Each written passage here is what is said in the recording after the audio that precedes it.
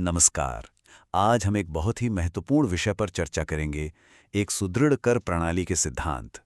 देखिए, कोई भी अच्छी टैक्स व्यवस्था किसी भी देश की अर्थव्यवस्था की रीढ़ की हड्डी होती है। इसका काम सिर्फ सरकार के लिए पैसा इकट्ठा करना नहीं है, बल्कि ये सामाजिक न्याय और आर्थिक विकास को बढ़ावा देने का एक बहुत शक्तिशाली जरिया भी है।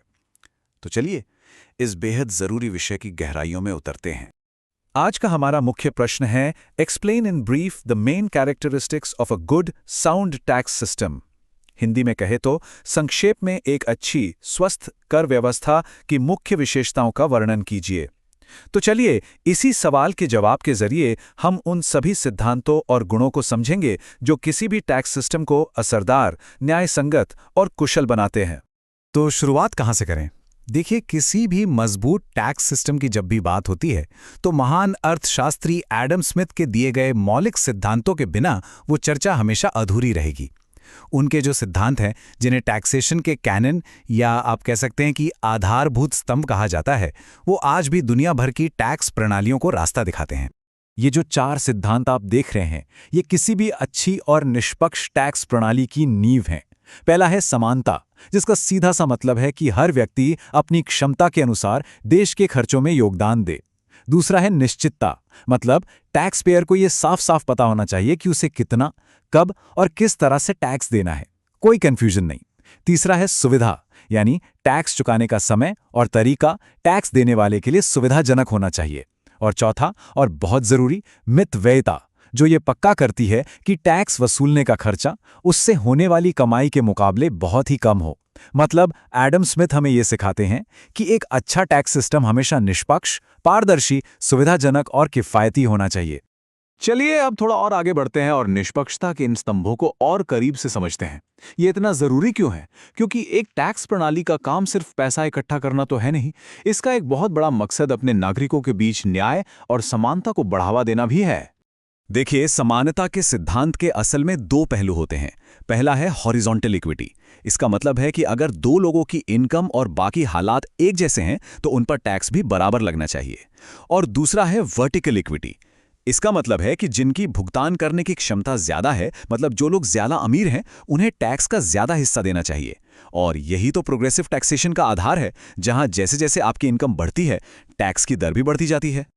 अब इसका एक बहुत ही शानदार उदाहरण हमें देखने को मिलता है वेस्टर्न इंडिया थिएटर्स बनाम कैंटोनमेंट बोर्ड के ऐतिहासिक केस में।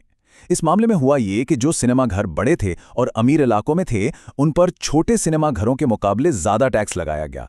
मामला सुप्रीम कोर्ट तक गया और सुप्रीम कोर्ट ने इस टैक्स को सही ठहराया। कोर्ट का तर्क बिल्कुल साफ था कि बड़े सिनेमा घरों की कमाई बहुत ज्यादा थी और इसलिए उनकी टैक्स चुकाने की क्षमता यानी एबिलिटी टू पे भी ज्यादा थी। ये वर्टिकल इक्विटी का एक क्लासिक उदाहरण है। अब एक और सिद्धांत है अधिकतम सामाजिक लाभ का। ये सीमांत त्याग यानी मार्जिनल सैक्रिफाइस की अवधारणा पर टिका है। ये सुनने में थोड़ा मुश्किल लग सकता है, पर इसका मतलब बहुत सीधा है। इसका मतलब है कि टैक्स के रूप में दिए गए आखिरी रुपए से एक टैक्स पेयर को जो त्याग महसूस होता है, वो त्याग हर किसी के लिए बराबर होना चाहिए। आप खुद सोचिए, एक गरीब आदमी के लिए 100 रुपए का त्याग एक करोड़पति के लिए 100 रुपए के त्याग से कहीं ज्यादा बड़ा है। तो एक अच्छी टैक्स प्रणाली इसी त्याग को बराबर करने की कोशिश करती है, ताकि पूरे समाज का कल्याण अधिकतम हो सके। एक अच्छी टैक्स प्रणाली की एक और पहचान है सार्वभौमिक अनुप्रयोग या यूनिवर्सल एप्लीकेशन। इसका मतलब है कि टैक्स का कानून सब पर लागू होना चाहिए, उनकी क्षमता के अनुसार, बिना किसी वर्ग या पेशे में भेदभाव किए। लेकिन भारत में हमें इसका एक बहुत बड़ा अपवाद देखने को मिलता है। यहाँ कृषि से होने वाली आय को कुछ संवैधानिक और राजनीतिक वजहों से उस तरह से इनकम टैक्स के दायरे में नहीं लाया गया है जैसे बाकी आय को लाया गया है। यह सार्वभौमिकता के सिद्धांत के सामने एक बहुत ही जटिल और बहस का विषय है। तो अभी तक हमने सिद्धांतों की बात की। अब जरा उन व्यावहारिक पहलुओं पर ध्यान देते हैं जो किसी भी टैक्स सिस्टम को कामयाब बनाते हैं। क्योंकि कोई सिस्टम कागज पर कितना भी अच्छा क्यों ना हो, अगर वो असलियत में जटिल है, महंगा है और काम नहीं कर पा रहा, तो वो पूरी तरह से फेल हो जाएगा। आर्थर यंग की ये बात बहुविध कराधान प्रणाली या मल्टी टैक्सेशन सिस्टम के सिद्धांत को बहुत ही खूबसूरती से समझाती है। इसका सीधा सा मतलब यह है कि टैक्स का पूरा बोझ कुछ गिनी चुनी चीजों पर डालने के बजाय बेहतर है कि उसे कई अलग अलग चीजों पर थोड़ा थोड़ा करके फैला दिया जाए। इससे होता यह है कि अर्थव्यवस्था के किसी एक हिस्से पर बहुत ज्यादा दबाव नहीं पड़ता और टैक्स चोरी की गुंजाइश भी कम हो जाती है। किसी टैक्स सिस्टम की उत्पादकता का मतलब सिर्फ ये नहीं होता कि वो कितना पैसा इकट्ठा कर रही है। इसका असली मतलब है कि उसे कितनी समझदारी से बनाया गया है। एक ब्रॉड टैक्स बेस यानी एक व्यापक कर आधार का मतलब है कि ज्यादा से ज्यादा आर्थिक गतिविधियों को टैक्स के दायरे में लाया जाए। उचित कर दर ये सुनिश्चित करती है कि टैक्स रेट इतना ज्यादा ना हो कि लोग काम करने या पैसा लगाने से ही डरने लगें, और न्यायोचित छूटें समाज और अर्थव्यवस्था के लिए जो अच्छी गतिविधियां हैं, जैसे बचत करना या निर्यात करना, उन्हें बढ़ावा देती हैं। और ये बात हमें वापस एडम स्मिथ के मितव्ययता के सिद्धांत या कैनन ऑफ इकोनॉमी पर ले आती है। ये बहुत ही सीधा साधा सिद्धांत है। भाई, एक टैक्स को इकट्ठा करने में सरकार का जितना खर्चा हो रहा है वो उस टैक्स से होने वाली कुल कमाई का एक बहुत छोटा सा हिस्सा होना चाहिए। अगर किसी टैक्स को वसूलने में ही बहुत सारा पैसा और मेहनत लग जाए तो वो टैक्स सरकार और जनता दोनों के लिए बोझ बन जाता है। एक लोकतांत्रिक देश में टैक्स सिस्टम एक दो तरफा रास्ता होता है। ये सरकार का कर्तव्य है कि वो टैक्स देने वालों के अधिकारों का पूरा सम्मान करे। इसका मतलब है कि टैक्स के कानून बिल्कुल साफ और समझने में आसान होने चाहिए।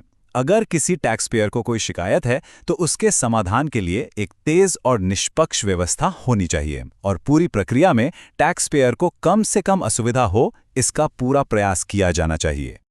अब हम अपने इस विश्लेषण के आखिरी और शायद सबसे महत्वपूर्ण हिस्से में आ गए हैं। यहाँ हम टैक्स को सिर्फ पैसा इकट्ठा करने वाले एक साधन के तौर पर नहीं देखेंगे, बल्कि समाज के बड़े लक्ष्यों को हासिल करने के एक शक्तिशाली औजार के रूप में देखेंगे।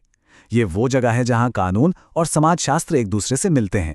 वैसे अगर आपको ये गहराई से की गई चर्चा अच्छी लग रही है तो इस चैनल को सब्सक्राइब करके और इस वीडियो को लाइक करके हमारा मनोबल जरूर बढ़ाएं, ताकि हम ऐसे ही जरूरी विषयों पर आपके लिए जानकारी लाते रहें।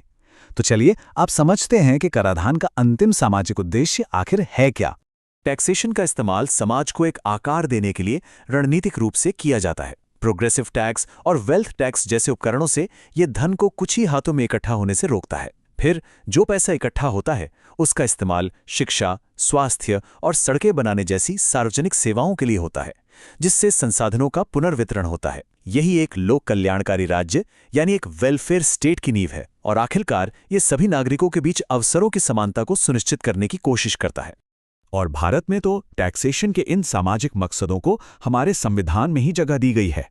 संविधान के अनुच्छेद 38 और 39 जो राज्य के नीति निर्देशक सिद्धांत हैं, वो सीधे सीधे सरकार को ये निर्देश देते हैं कि वो एक ऐसी सामाजिक और आर्थिक व्यवस्था बनाए जिससे सभी को न्याय मिले और देश का धन और उत्पादन के साधन कुछ ही लोगों के हाथों में सिमट कर ना रह जाएं। यही वितरण न्याय या डिस्ट्रीब्यूटिव जस्टिस का संवैधानिक आधार है, और टैक्स सिस्टम इसे लागू करने का सबसे प्रमुख जरिया है। तो इसी संवैधानिक निर्देश को ध्यान में रखते हुए भारतीय टैक्स प्रणाली का एक घोषित उद्देश्य देश में एक समाजवादी समाज की स्थापना में मदद करना है। इसका मुख्य तरीका है अमीर और गरीब के बीच की आर्थिक खाई को कम करना। इनकम टैक्स में जो स्लैब सिस्टम है वो इसी दिशा में एक बहुत महत्वपूर्ण कदम है, जहां आय बढ़ने के साथ साथ टैक्स की दर भी बढ़ती जाती है। इससे ज्यादा कमाने वालों से देश के विकास में ज्यादा योगदान लिया जाता है। तो अंत में इस पूरी चर्चा का सार ये है कि एक अच्छी टैक्स प्रणाली का मकसद सिर्फ और सिर्फ पैसा वसूलना नहीं है। इसका सच्चा और अंतिम लक्ष्य एक ऐसा सकारात्मक आर्थिक चक्र बनाना है जो देश को आगे ले जाए। ये अलग अलग तरह की छूट देकर बचत को बढ़ावा देती है। यही बचत देश में पूंजी निर्माण यानी कैपिटल फॉर्मेशन में मदद करती है।